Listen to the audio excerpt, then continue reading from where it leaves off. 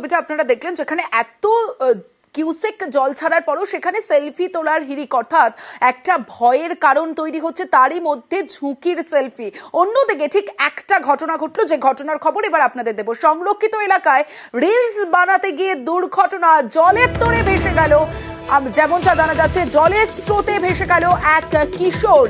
বারুইপুরের উত্তরভাগ pumping স্টেশনে দুর্ঘটনা, যেখানে সংরক্ষিত এলাকা রিলস বানাতে গিয়ে দুর্ঘটনা, জলের স্রোতে ভেসে গেল এক কিশোর। ঠিক কি হয়েছিল, কি পরিস্থিতি জানবো, অর্পণ রয়েছে আমার সঙ্গে। অর্পণ, একদম দেখো, বারুইপুর থানার মল্লিকপুরের ফরিদপুর এলাকা থেকে কয়েকজন বন্ধু মিলে তারা এই উত্তরভাগ পাম্পিং স্টেশন, যেখানে এই তুমি জানবে কলকাতা লাগোয়া এই যে এলাকা রয়েছে নরেন্দ্রপুর, সোনারপুর, এই এলাকার জল এই পাম্পিং স্টেশনের মাধ্যমে সরাসরি বিদ্যাধরী হয়ে এই মাতলাতে গিয়ে বঙ্গোপসাগরে গিয়ে মেশে।